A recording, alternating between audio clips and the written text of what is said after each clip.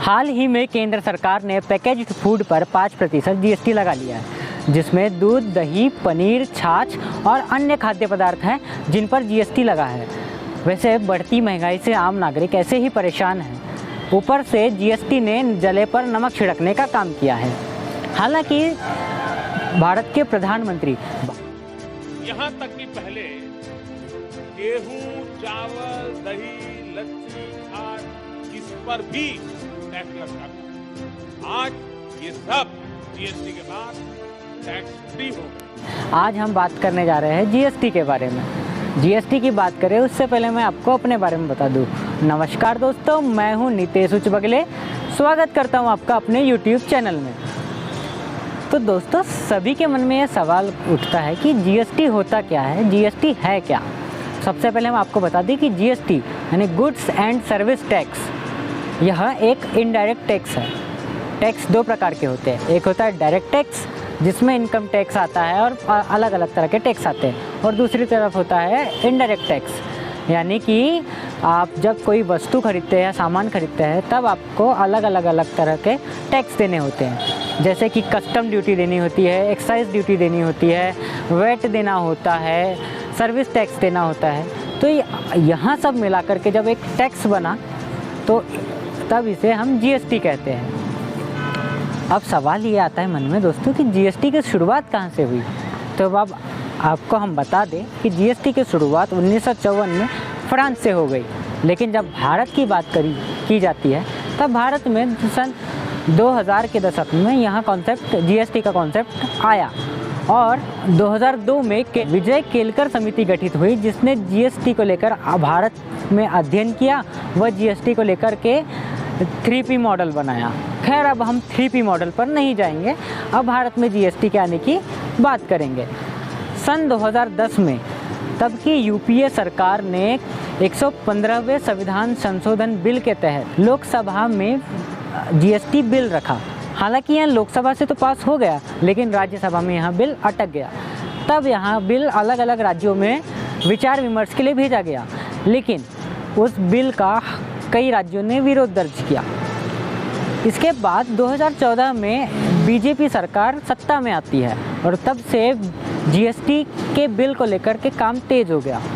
2016 में 122वें संविधान संशोधन बिल के तहत लोकसभा में यह बिल प्रस्तुत किया गया। यहाँ 3 अगस्त 2016 में लोकसभा से पास हुआ, वह 8 अगस्त 2016 से राज्यसभा से पास हुआ। इसके बाद 8 सितंबर 2016 में राष्ट्रपति की मुहर लगने के बाद यह बिल पूरी तरह से पास हो गया। वह 101वें संविधान संशोधन के तहत जीएसटी को संविधान में जोड़ा गया। तो इस तरह से 1 जुलाई 2017 से यह तब से लागू कर दिया गया जीएसटी को। यहाँ कोई कहता है 5 स्लैब में बांटा गया, कोई कहता है 4 स्लैब में बांटा गया।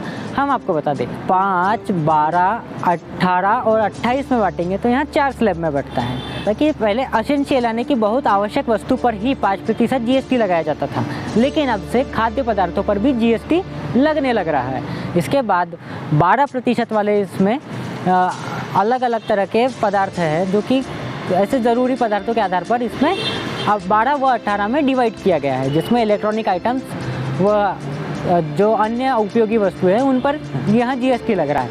वह 28% से ज़्यादा जीएसटी जो है वह उन वस्तुओं पर लगता है जो कि लग्जरी में काउंट होती है, जैसे कि महंगे phone, accessories, car, imported car वगैरह वगैरह वगैरह। देखिए, जीएसटी लगाना चाहिए। जैसे आप शराब पे जीएसटी लगाओ, उन चीज़ों पे जीएसटी लगाओ जिस चीज़ पे पब्लिक खर्च करती है।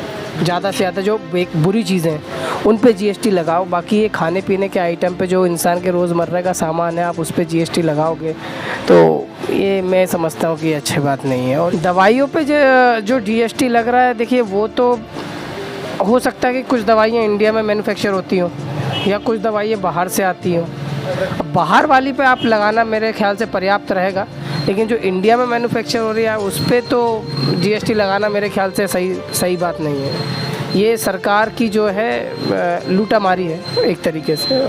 जीएसटी को 4 भागों में बांटा गया है। कोई किसे 3 भागों में बांटता है, लेकिन दोस्तों हम आपको चारों प्रकार बताएंगे, वो किस तरह से है ये भी बताएंगे। CGST यानी कि central goods and service tax, इसमें केंद्र सरकार का हिस्सा होता है। SGST यानी state goods and service tax, इसमें राज्य सरकार का हिस्सा होता है। उसके बाद IGST integrated goods and service tax, इसमें किन्हीं 2 राज्यों के मध्य परस्पर मध्य व्यापार होता है, तब उनके बीच की हिस्सेदारी तय होती है, तब इसे IGST यानी integrated goods and service tax कहते हैं।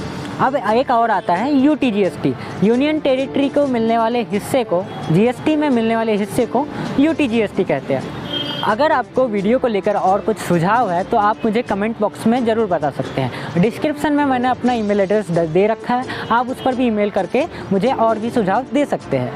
वीडियो को लाइक कीजिएगा और अपने दोस्तों के साथ साझा कीजिए ताकि उनके भी ज्ञान में वृद्धि हो। धन्यवाद।